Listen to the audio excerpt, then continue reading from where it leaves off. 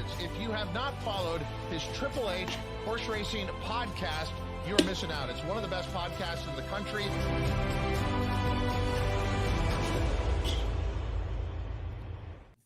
Good morning and welcome to Saratoga Today for Friday, July 28th. I'm your proud host, Howard Kravitz, with my good friend and co-host, Paul Halloran. Thanks for joining us today. Please make sure you subscribe on the bottom right-hand side of the screen. And after you do that, hit that thumbs up button, that like button. We greatly appreciate it. And also the notification bell so that you know when new content will arise. You can listen to us on Apple Podcasts, Spotify, and Anchor. You can see on our name tags are our Twitter handles. Please follow us there. We've got Power Picks below the video player. You can look into our regular Power Picks and our Saratoga only Power Picks. And then we have a fantastic website, hhhracingpodcast.com, if you're not familiar with that. Paul, we had an unbelievable conversation last night with Frank Maramati. Everything's up on our YouTube channel and our audio versions. He was awesome, track announcer at Saratoga and San Anita. Real pleasure to have. We thank him greatly for being on our show last night. It really was, Howard. You know, you asked for a half hour, and we had to shut him down at an hour and tell him to save his voice a little for the next 3 days of calls. I think if we wanted to, Howard, he'd still be talking. He was great. He was he was awesome, and he definitely likes to give a lot of stories, and he has such an incredible life. It's really, I highly encourage everyone to listen to that for sure, because listen, the guy's just got a great story, and what he's doing right now at Saratoga, he's doing a great job. He talked about the difficulties, Paul, of the actual booth and many other things that are just calling in that environment. It's not easy, and he makes it look simple. Yeah, it isn't easy. It's and you and I touched on it after he got off last night. It is the highest pressure day-to-day job in racing. You know, obviously the Triple Crown races and the Breeders' Cup pressure through the roof, but for just a one meet gig, it is certainly the highest pressure. And he threw 11 days in. He has done a spectacular job. He has, and we look forward to seeing him perhaps. Hopefully I'll see him next week. Just to remind everyone once again, I'm leaving for Saratoga Springs tomorrow morning, Saturday morning. I'll be there the entire week through the Whitney, and Paul, you'll be arriving there Tuesday. We are going to send out information. We're going to have a meet and greet for those who'd like to see. Everyone from the HHH Racing podcast is going to be there except Charlie Freeman. So Friday, what is that? August, let me look at the date. August 4th, we're going to have a meet and greet before the races start. We'll get everyone the information and the time, but excited to meet our great fan base who is very loyal. Paul, let's get into today's early pick five. Now, again, we have Saratoga Today shows tomorrow morning, Saturday, and of course Sunday, both at 10:30 Eastern. If you want information on the late pick five for today, Friday, the Bettin' and Boozin' guys, Kyle, Patrick, and Charlie, covered it like a glove on our Wednesday night show. So check out Bettin' and Boozin' from the Wednesday night show, because they went through the late pick five in detail. We are going to talk about the Amsterdam Stakes a little bit as well, but we're going to focus on the early pick five. We try to cover everything as possible. So let me go ahead and get that up on the screen. I think the early pick five, as I get this ready, Paul, was very challenging. I agree. I thought it was a challenging sequence. I kind of like the sequence, but I do have a price play thrown in there I'm looking at, because I handicapped this quite a while ago and didn't have the odds, but that's good. We want prices at Saratoga. And, we'll talk about this first race, Howard. I think it's good that this is the first race in the sequence and we all get a look at the tote board. Yep, and some very friendly gentleman sends out clock reports to get information. So we do have a little more information from people. So I actually just sent that out to you, I think, this morning, Paul. I don't know if you had a chance to look at it. But I have not. Okay, well, I'll give him some information. Real quick, we've got to talk about some people. Daryl, good morning. Katie, of course, is here. Katie, I'm hoping Elite Power wins. That's actually, that is today. Tomorrow. No, it's tomorrow. No, it's tomorrow. It's the Elite Power's running tomorrow. Mike Monroe, good morning, gang. Hello, Mike. Look who's here. Wow, he's up. Wow, it's early. He's up early. He must not be working. I don't know what's going on. Good morning, gentlemen. It's a good day to have a good day from the host of Bet and Booze in Kyle Roscoe. Kyle, thanks for joining the show. We got Jim here. Paul, I'm here as promised, and looking forward to Paul's perfect picks. Wow. Yeah. For early Saratoga card. Wow. Talk about pressure. We're all waiting for those early picks. Yeah. Let's see what else here. Raymond Cromley is here. We have Sean Prince is here. Good morning. Not Paul and Kyle, Sean. It's actually Paul and Howard. Wow, Kyle got old. Yeah. Kyle's not looking so good.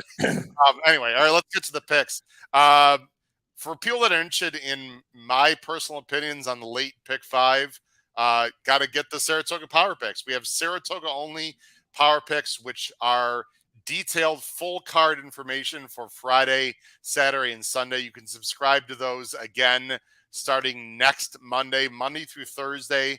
You can subscribe to our Saratoga only Power Picks, which covers Friday, Saturday, and Sunday full card.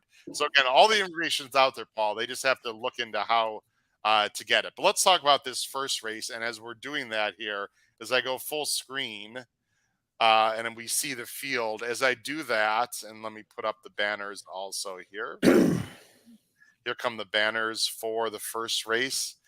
There they are. I do have some clocker report information. As I get that ready, Paul, why don't you talk about your top choice, number 7, who is Mischief Joke for Maker and Ortiz. Yeah, apparently he's the favorite. I just realized when I went to the updated formulator. Coming off two solid efforts at Belmont, at 5 furlongs, stretching out to 6. This is interesting. This is a practical joke who was turning out to be a decent sire, but this was a bargain basement $6,500 purchase as a yearling in the Keeneland January sale. Jose Ortiz is riding well, obviously. I thought that this I liked him better than the firsters, and I did not have a chance to look at the clocker report yet. So that could change, and the board could change it. But on first glance, I'll be interested to hear what you think. I was not particularly overwhelmed by the crop of firsters in here. I'm going to slightly disagree with you, but I do have more information than you do. Can we watch this replay of Mischief Joke against another horse that's in this race today, Split Strike? I believe that's the 8 horse. I thought even though Mischief Joke, the 8, who's in this race, so the one you just talked about is the 8 here. Even though you want to watch the 4 and the 8, Split Strike is the 4. So the 4 right here is running today and is the 8 today. The horse you just mentioned is the 8 back here, who's the 7 today. I thought the 4 actually did just as much running. It was a fast pace, Paul, and you see they're lined up 3 across the track. This is not a good spot for a first timer. He's really being used. And the 8 runs on, the horse you just mentioned. But I don't know. We'll take it to the stretch. I mean, here's the 4 getting tired, which, I mean, obviously he's going to be tired. He's a first-time starter, and there's 3 across the track. Here's the horse you mentioned. He certainly beats the 4, but this is already his 3rd lifetime start as a 2-year-old, and I don't know. It seems to me it was more of a clunk up. And here's the 4. I mean, obviously he beats the 4. I'm actually more interested in the 8 in this race, and that is Split Strike, who we just showed as the 4. Just because of the speed that he showed. He's got a good work tab, Paul, and I don't see a lot of early speed in this race. And I think the horse has improved tremendously off of one start, especially Christophe Clement's horses, who are not known to run first time. So I'm a little bit against the 7. I could be completely wrong. But again, the upside is with the 8 for sure. Yeah, and I had on an ABC, I'll have the 8 as an A, and I'll give you a stat that'll make you feel better about that, Howard. Okay. Clement, 2nd-time starter, going maiden special. Oh, this isn't maiden claiming, is it? Howard, forget that stat, Howard. But he's good 2nd time out. Obviously. He is good 2nd time out. Yeah. He doesn't typically, and I will agree with you that the 4 did a lot of the 8 in this race, the 4 the last race. Yeah. Did a lot of running there, and don't be deceived into thinking, well, he got passed late, so the extra furlong is going to hurt him. The extra furlong could very well help him in this race. If I would like, if I'm betting the 8 and I will be using him as an A, I would like to see Joel similarly aggressive in this spot. Yes, and I think he probably will be. Let's talk about the 4. So the 7, just to me, we've had this conversation a zillion times. Looks logical, could win. I do not recommend people use this as a B as in boy if you're an ABC. To me, it's like an automatic A, or you like try to toss them or use them very defensively. And I'm going to try to use them very defensively. I could be completely wrong. That's okay. I'm interested in the 4 quite a bit here. Agelos the Great, and I want to see what he is on the board. And I want to hear what Maggie has to say. All those things are important. George Weaver is on a roll right now. Now, mainly with turf horses, but he can win with dirt horses first time out also. And he's working very well. Paul, he's got some solid B as in boy reports on the work tab. And look at the breeding. This horse is by City of Light, real nice sire, out of a Touch Gold Dam Sprightly. Who's Sprightly? Let me show everyone. Sprightly was very good sprinter. She won over $460,000. Actually, she didn't sprint. Well, she did it all. She sprint, she went long. But look lower. 4 of the 6 Sibs have won, Paul. One of them won as a first-time starter. And Agelos the Great is a half to a very nice horse called Pause for the Cause, 540,000. Surface Strike was a pretty decent sprinter. There's just a lot of winners in this family. And for a New York bred, I'm very interested here in the 4, Agelos the Great, Paul. Obviously, I need to hear Maggie and the board. Everything tells me this horse is very live. We'll see. Yeah, and I do have a few stats for you, Howard. City of Light is getting 13% winners with his first-time starters. George Weaver, first-time starters in general the last 5 years, 14%. At Saratoga, 1 for 37. Ooh. So I don't. Well, it's hard to win at Saratoga, but that's true. I also want to mention the 2, Eric from Miami, who does not have a lot of breeding at all. Okay. This horse is working perhaps better than anyone, according to the clock reports, Paul. And that's what this show is about. I want to give people information. That doesn't mean the 2 is going to run. That doesn't mean the 2 is going to bet. But Eric from Miami, for Horatio de Paz, who's an excellent trainer who can win first out, if the 2 is taking like sneaky 7-2, 4-1 money, look out. He is working very well without tremendous breeding. So anyway, I'm just against the 7, Paul, in this race in general. Any thoughts? And you have Santana on the 2, who is aggressive, which helps. And I want to answer just one of the questions I saw in the chat from Stephen Grutner about the Ferraro Firsters. Yes. I don't really have much on the 9, Stephen, but I will tell you on the 3, Bustin' Away. Bustin' Stones is a very, very good very, very good New York bred sire and a very, very good first-time starter. He gets 20% winners with his 2-year-old first-time starters. And Anthony Ferraro is low percentage in that category, 9% overall. He's only had 2 2-year-old first-time starters at Saratoga in the last 5 years. He's 0 for 2. But again, let the board be your guide on horses like the 3 and the 9, as well as the 2. Both horses are coming in from Finger Lakes, the same trainer. He's bringing his own jockey in both cases.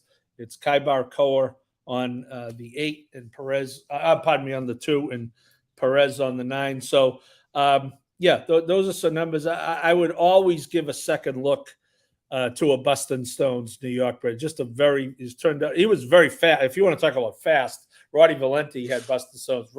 Bustin' Stones was very fast. So that horse break out of the gate, my goodness, was he fast. I want to mention real quick, Paul. Eric Bear mentioned that the 4 and 5 horse field stake races left me less interested in Saratoga. Eric, I get it. I think we're all a little bit disappointed with the field sizes. But this weekend, especially tomorrow, Paul, I know we've got, a 5 horse in the Jim Dandy, or is it 6? I think it's 6 in the Jim Dandy, or it could be 5. Sorry. I think it's 5. And then it's 5 or 6 in the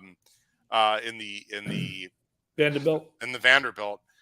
Major star power. So I don't care if it's small field as long as it's quality.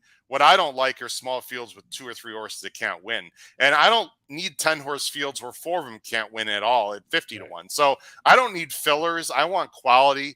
And both races tomorrow, we don't have time to talk about it today, but both races tomorrow are serious quality, Paul. So I'm looking forward to both of them, frankly. And at some point too, you got to bite the bullet when in the interest of seeing greatness. I mean, look at. I get it with the small fields, and I know Delmar's off to a great start. And all right, let me know when any other track has a horse throw 112 buyer on a Wednesday afternoon. Okay, I'll give you my number. You can let me know. That is never. Echo. Yeah, that is just simply in the fourth race on a Wednesday afternoon, 112 buyer. You're going to get to see Elite Power in the Vanderbilt tomorrow, who is probably. Well, we'll see what Mr. Mott has in mind. Yeah. Very likely going to try to defend his title in the Breeders' Cup Sprint. When Pete and I loved him last year, and you didn't like him, Howard. He's losing tomorrow, by the way. That could be, but we'll see. He's facing a serious animal. You know who it is. But anyway. But anyway, so I think, look, it's a 10-11 race card.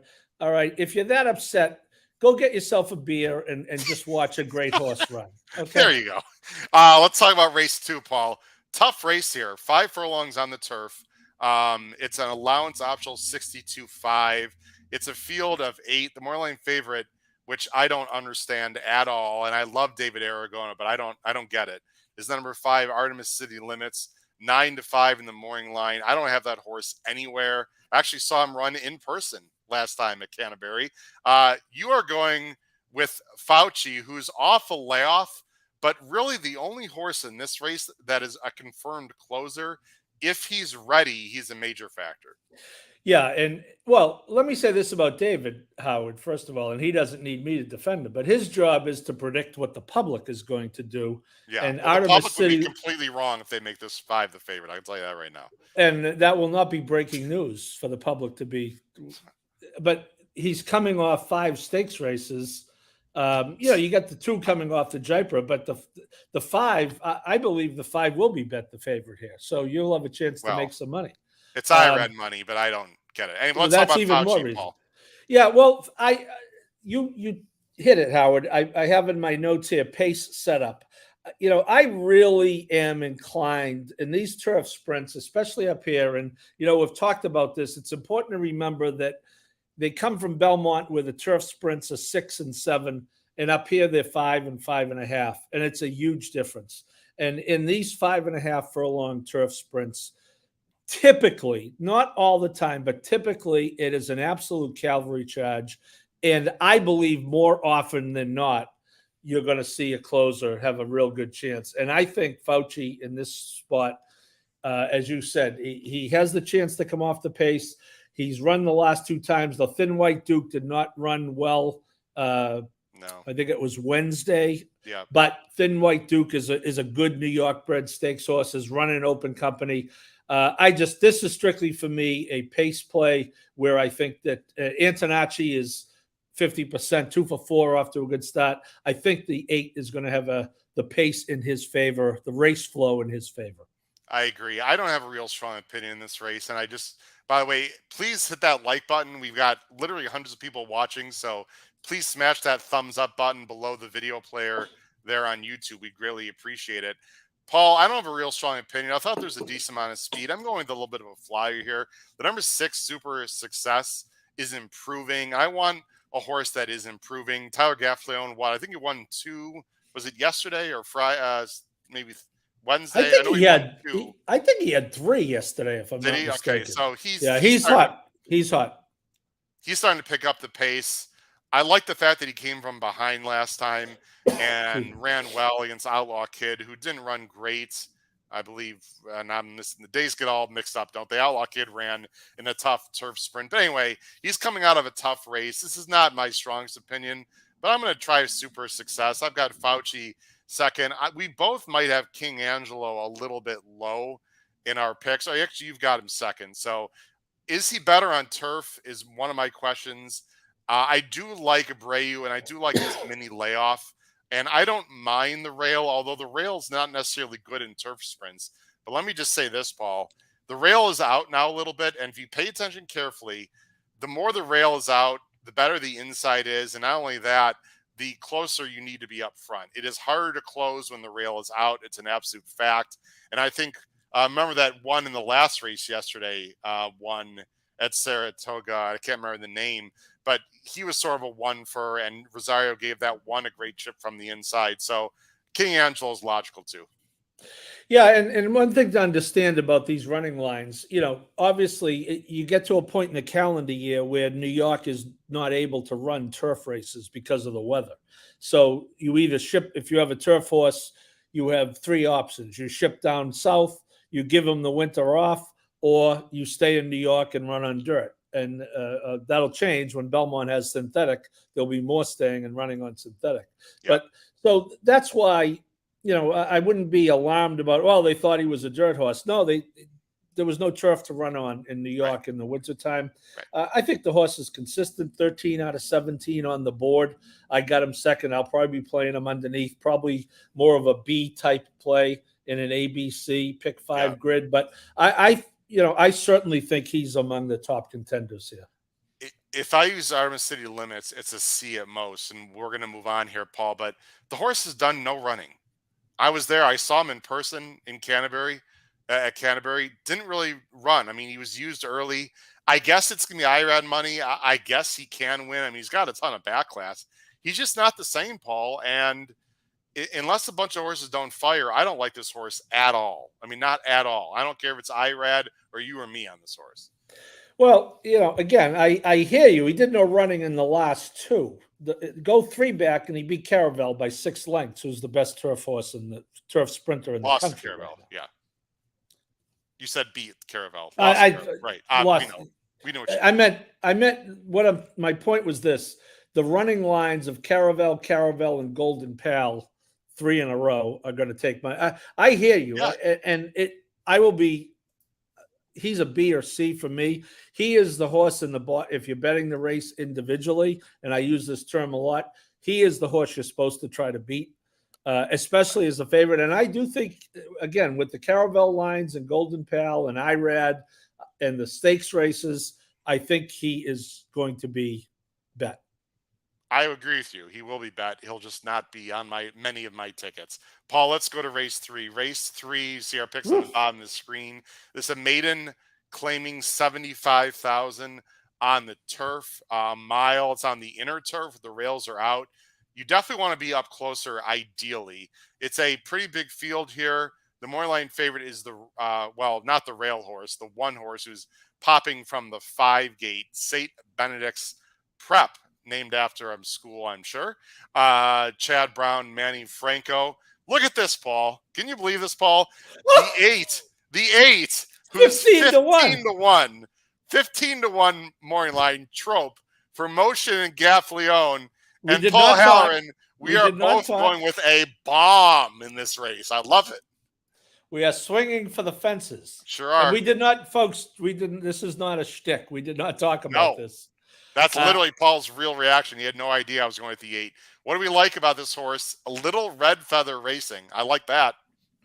Well, I'll tell you what. I'll tell you the things I like about this horse, Howard, and there are several. And this will not be in any particular order. We talked about Tyler, 1-3 yesterday, riding very well. Graham Preach Motion, to us, brother. Preach. I'm going to keep going. Graham Motion on a 180 to 365 day layoff, 24% winner. Maiden special to maiden claiming at Saratoga in that same layoff, 1 for 5, 20%. He took some money, not a lot.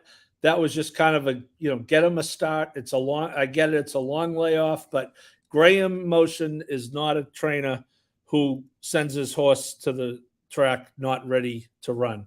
So I'm happy to see an esteemed handicapper like yourself agree with me. We don't always agree on things. No, we don't.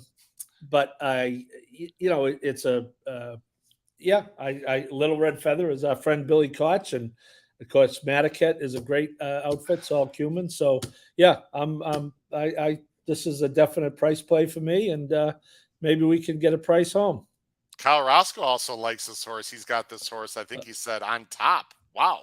I'm just looking at a bunch of comments here. Look, I don't know.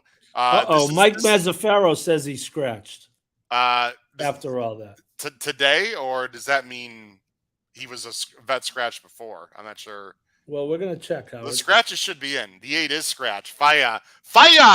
We miss you. Scratches should be in, guys. If you guys have scratches, please put them in the chat for the races. This is why we do the show a little later. 8, 10, 11, 12. Say again? 8, 10. Dang it. 11, 12. All right. 8, 10, 11, 12. All right. And the 1A, I'm assuming, is out also. But, I believe the 1A is in. The 1A is in for Chad. Ooh, interesting. Louis Lazanero. Okay. So all that effort about you're going to have to wait till next time to bet. Artemis City Limits is scratched. Oh, seriously? 2, 5, 9, 10, 11, 12 in that race. Oh man, I was so looking forward to bet Artemis City Limits. Get bet against that horse. Dang it. 2, 5. What is with all the the 2 and the 5 and what I call the mobile transportation organizations, the MTOs. Okay. But again, Paul, the scratches with the MTOs, like I don't care about that. What is with all the scratches in the main bodies of these fields? I don't. 2 and 2. 2 vet scratches in the second, a vet and a steward scratch. The good news is 1 scratch in the 4th and none in the 5th as we move forward. All right, I don't want to be negative, but anyway, I'm so sick of the damn main body scratches. Can we talk about Dreamfly, Paul? This horse has good works off the layoff for Wesley Ward. Just your typical drop down. I don't like the fact that she might not be up close, but I got a feeling Rosario is going to use from the rail. And I just have to promote Dreamfly to an A now. Dreamfly coming out of and only at Kentucky Downs, 1 5/16 maiden race. Did not run at all, but horses either love Kentucky Downs or they hate it. And I will tell you this about that race, Howard, even though it was all the way back on last September, horses coming out of that race, there have been 2 horses to win and 2 horses to run second in their next race. So that was a very live race, and I like this horse, and I like this horse more now that our top pick is out. Okay. I'm looking, I know it looks like I am looking at the camera, but I'm also looking at scratches later in the card. It's mainly MTOs. There aren't too many scratches actually in the races today.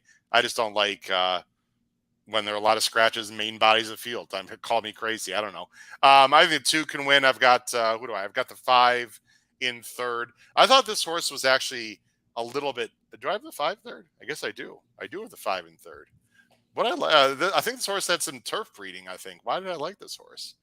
I'm actually debating whether I made a mistake. Yeah, it's got some turf breeding on the dam side, and I know he doesn't look very good, or she doesn't look very good. But I thought with Le Peru taking the mount, I don't know. I was going the total flyer here, but there's some turf breeding in there. The 1 is probably should be in my picks. I don't know. Now that actually Brown's got the coupling in, the 1A also, who probably can run a little bit. I think the 1's going to be the favorite, Paul. So we'll have to adjust our picks, ladies and gentlemen. We don't want to, come on here and give us bad opinions. The 1 is definitely in. And Howard, little trivia on St. Benedict's Prep. You were correct. It is a high school. Well, it could be a high school in a lot of places, but it's definitely a high school in New Jersey. Okay. And the coach of the Yukon National Champions, Danny Hurley, coached at St. Benedict's Prep. There we go. Okay, pretty good. I'm here to educate, Howard. This is not just about handicap. Appreciate it. Let's get to the 4th race here of the pick 5. No scratches, correct, Paul? I just looked that up, right? No scratches. No scratches in race 4. Oh, no. The 1 is out. The 1 is out. My sweet wife is out? The 1 is out.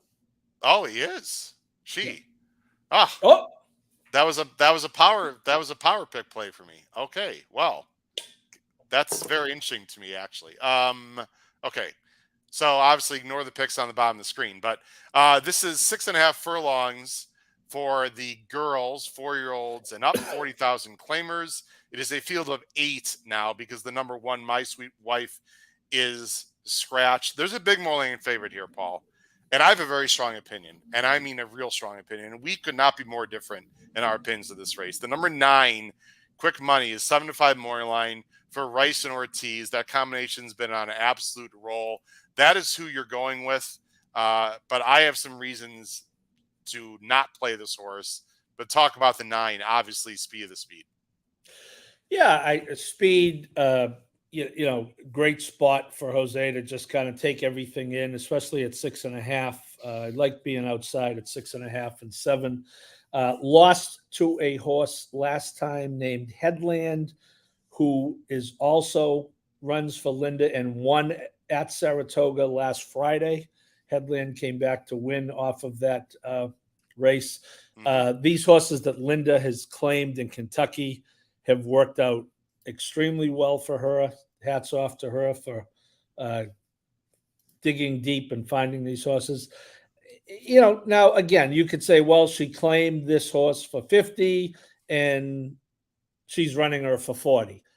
I get it. She also owns the horse, and she also is winning races at a high rate, and she's putting her horses in a spot to win. And I think this is a spot that this horse could likely win. All right, here's my reasoning. I am going to use this horse very, very defensively. I'm completely against this horse. If this horse was not Linda Rice and Jose Ortiz, I would not even use this horse for 1 penny. Hear me out, Paul, and you can let me know how you feel, and people in the chat can let me know, okay? Obviously, she's quick, no doubt about it. She's had 14 lifetime starts, Paul. How many races have been over 6 furlongs in those 14 lifetime starts? I'll answer it for you. 3. 0. This horse has never gone beyond 6. Okay. Oh, you said 6. You meant 6.5, right? No, I meant 6. This horse never been beyond 6. Right, but you said how many races has she run 6 furlongs? You meant beyond 6 furlongs. Sorry, that is what I meant. Gotcha. Correct. I understand. Right. So she's never gone beyond 6 furlongs. Her best races in general are 5.5. Would you agree that Ellis Park was speed favoring this meet, Paul? Very much so. Okay. Her best number was an 80 on a speed favoring track, going 5.5. I don't mind the minor drop down to 40. We've talked about this before, Paul. It's a big purse. That doesn't bother me. If this horse doesn't get the lead, she's not winning. Now, you might say, okay, she's going to get the lead. Are we sure about that? Because there's some quick horses on the inside, as I'm going to go ahead and show here. Hydra is not as quick, but has got blinkers on and Saez, Paul. This horse is going. Everyone loves Linda is fast. And for an apprentice jockey, the 3 is going to go. The 4's got a 1:10 early time form for Atras off the claim, whose best horses are on the lead. She's going to go. Paul, there is a lot of speed in this race. And are we even sure if Quick Money gets the lead, she can get 6.5? I've got a zillion question marks in this race on Quick Money. If she wires a field, will I be surprised? Of course not. But you know what? I've got a lot of question marks here on Quick Money. And I don't know. I'm very dubious. I've got the 4 on top. I know she's one of the speeds, but she's gone the distance before and then some. And this horse is trained well. And I think Atras is going to wake up, Paul, at some point. And as a closer, I have a horse like the 5 who looks horrible in her last 2, but Charlie Baker takes over. And this horse is possible of closing. I think even the 7, could close in the clouds and clunk up. I don't know, Paul. This race stinks to high heaven for me. To me, either the 9 Quick Money wins by 4 and draws off, or loses at 6-5, and I'm taking the latter. That's my opinion. Well, that's a good way to look at it, but let me just put one caution flag up for you, because that's why I'm here, to put up caution flags. We appreciate that. The race that the 7, the 6, the 5, the 4 are coming out of, I want no part of horses coming out of that I race. Understand. I'm Buzzy. God rest his soul. My good friend Buzzy. I didn't have the horse. I don't play names. Came from the clouds in that race at 12-1. The race fell apart. It was in the slop. I want no part of the horses coming out of that race. So when I lose them, I'm going to fall into you. Actually, I did have the horse that you liked, Howard, was a solid second choice for me, the 1. I think the 1 would have kind of fit thread the needle very nicely here in between, but we don't have that option anymore. No. So I'm going to go in the camp of I see what you're saying. I agree that it's either 9 wins easy or can't find. I'm playing the 9 and moving on. I just don't want any part of the horses coming out. When I saw they were all in the same race, I just don't want the horses coming out of that race. I get it. I could be wrong. I just the first 3 seconds of that race are going to be absolutely huge. The 9 better break on top and be really good, because I don't think she's going to be worthy of her post, or excuse me, of her post time odds. Paul, last race of the sequence, race 5. You see our picks on the bottom of the screen. We've come together like brothers, Paul. There we go. That's more like it. I've got 7, 4, 5. We're giving people a good variety today, huh? Listen, this is what this show is about. We have to give people opinions and let them make their own decisions. You've got 7, 5, 4. This is an allowance race, 1 1/8. And I thought this was tricky because, similar to a race earlier this week, Paul, I don't know how many of these horses really want to go 9 furlongs. We're going to find out. But it's a 1 1/8 for New York breds, allowance, non-winners of 2. Other than you see the field there of 8. Moorline favorite is Heavy. Colloquy, the 7 for Morley and Jamie Torres. That's where we're going. We're going to go chalk to close out the pick 5. Yeah, I liked the 7, although I do agree with you, Howard. I went looking for, try to figure out who can go. So the 6 is by Mendelssohn, who did run second in the Travers 2. Mendelssohn ran second in the Travers 2. Catholic boy. Correct. The 5 is by Alpha, who was in a dead heat in the Travers with. Oh, don't tell me. Oh, no. Shoot. Oh man, it was more than one where it's like 2 or 3 names. But we'll take charge. We'll take charge. No. Golden Ticket. Sorry, I should have known that. Okay. Michael Ferraro, I believe, if I looked it up right, is only started one horse. Anthony Ferraro was in the other race. Michael, I think I could only find 1 start at Saratoga the last 5 years. I'm going to use this 5-horse Beta. Again, it's a little bit of a flip of the coin with the Finger Lake shippers, but boy, I'll tell you, Howard, if a Finger Lake shipper is going to win, wouldn't this kind of be the type of race it would happen in? Yes, and yes. I just, Beta looks like he can get the distance, but that's really more 1 1/70. I mean, you go through this field, Paul, you got Son of X, who just is not in really great form, and I don't really like him. Although FNX, the $3.3 million earning New York bred, won the Brooklyn at 1.5 miles twice. Yep. So I would say the 1 can get the distance. I don't know how they could all get the distance, Howard. It's a question of how long it takes them. FNX main claim to fame, though, would be Paul FNX ran second to second in the Breeders' Cup Classic. 2. Right? 2. I know because I didn't hit the exacta. It was at Keeneland. At Keeneland. American Pharaoh. There you go. Not the most. I did not look that up, by the way. You saw me looking at the screen. I did not look. Kaz Palace doesn't want distance. You don't think? I don't even think this 3 is impossible. I know for Robbie Davis and Jackie Davis, that'd be a cool story, right? I mean, didn't run it all last time, but has back numbers at 2 turns. So even like a horse like Dr. Marbuz, I don't think it's absolutely impossible. I'm going with sort of a weirdo for second, Jackson Heights. He's only a 3-year-old, and this is Zilla, by the way, Paul. So the sharp connections. I'll let you talk about this horse for a second. I don't know if he gets the distance, but he's bred like he can get the distance. He's only a 3-year-old. I thought this was a fascinating spot, and he's really the fresh face in a race with a lot of older horses that are more meh. I could see this 4 stepping up big time and running a big race. Do you have any insight as you have some partnership with Zilla Racing, Paul? I don't, although I can tell you a little bit about the horse. Obviously it looks like it's a big jump on paper, 7 furlongs to 1.1 miles. Rosario's the right guy for that, I think. This horse, Howard, interesting story. In the New York bred stakes race this horse won last September, the Bertram F. Bongard. It was at Belmont. It was in the third race. In the second race that day, the immediate race before, Zilla had a horse get injured and had to be put down on the track. And it just kind of the ups and downs of this game, right? 30 minutes later, they win, and this horse was a bomb, 24-1. I ended up writing a story about it, and I apologize. The name of the horse that had to be put down escapes me. But my point is, I got a feeling you're right about this, Howard. And there's nothing really there that we can point to.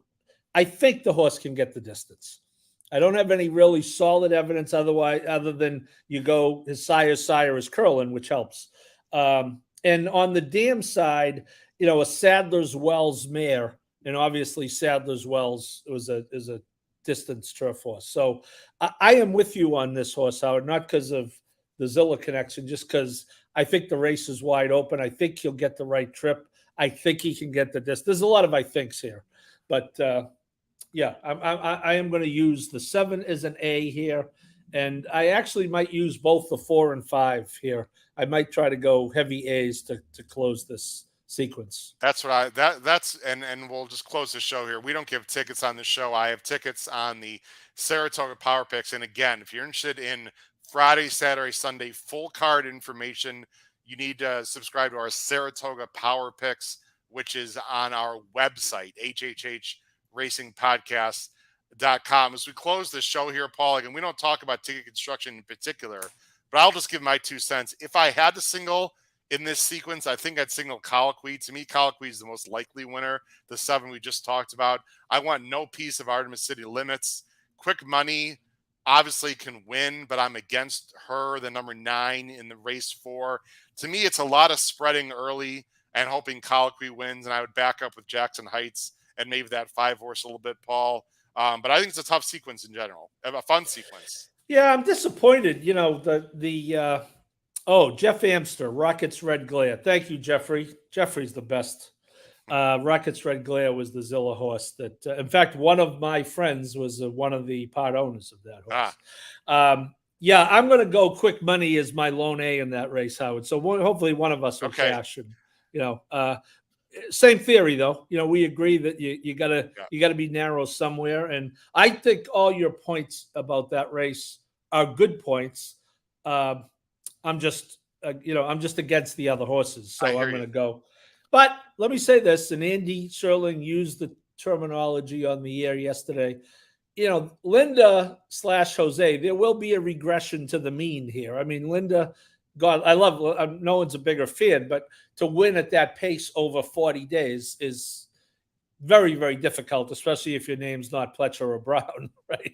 So, no doubt about it. I will say this: she is spotting them right, and I'm very happy to see it. But yeah, I like the sequence. As a matter of fact, Howard, I'm going to play the early pick 5 today. What do you think? Oh, I like it. And Paul, before we let you get to that, we'd be remiss not to, at least for 1 minute, talk about the Amsterdam. Sorry, Paul, I almost forgot about it. We're not going to look at the PPs. We need to roll here. I try to keep the show to maximum, not even 45 minutes normally. But this is a really good small field, grade 2, 6.5. It's later on the card. It's race 10. Joey Freshwater, by the way, is a scratch ball. So it's a field of 5. You've got some monsters in here. I'm against Drew's Gold from the inside. I think you are too, Paul. The 5 and 6 are very fast, and Drew's Gold is really good, but I like Gilmore quite a bit in this spot. I'm hoping the speed sets up. I think Deer District is possible too. This might be a race I just might want to watch instead of bet, but this should be a lot of fun. These are very talented 3-year-olds prepping for the H. Allen Jerkins in a month on Travers Day.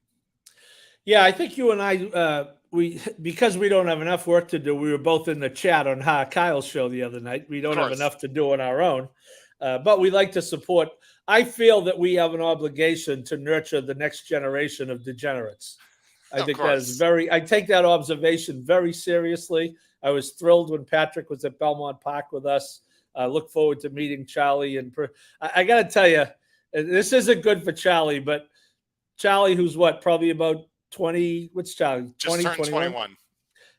Charlie reminds me a lot of the 21-year-old Paul Halloran, which is not good news, Charlie, but it is what it is, as Coach Parcells would say. But anyway, I think what we pointed out in the chat, Howard, is that I think the one gets a different trip than he did in the Stevens. And he ran very well in the Woody Stevens. Arabian Lion, I loved Arabian Lion in that race. Arabian Lion really ran extremely well.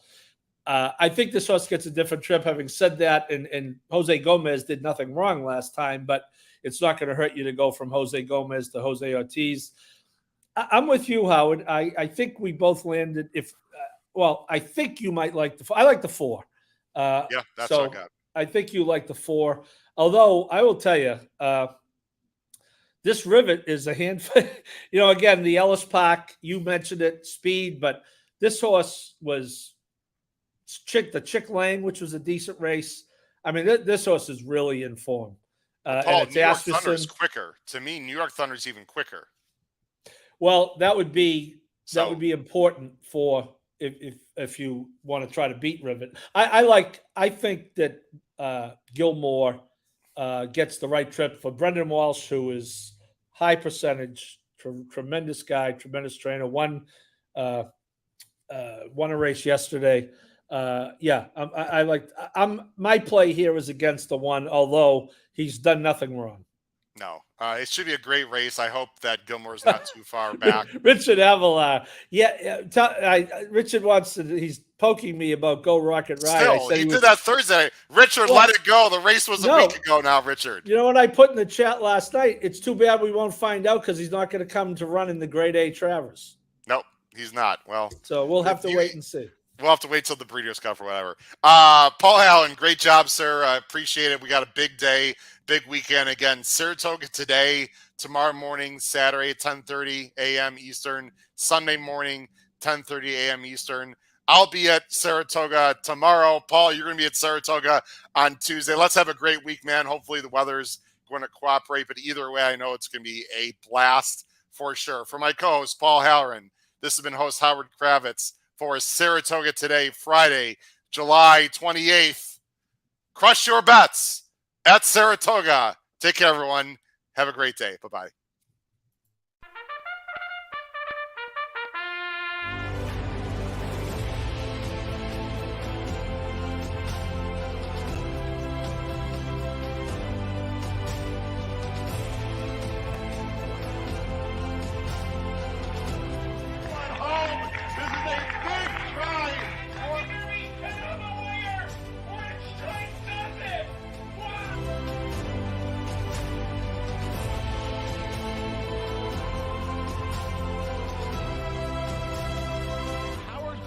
If you have not followed his Triple H horse racing podcast, you're missing out. It's one of the best podcasts in the country.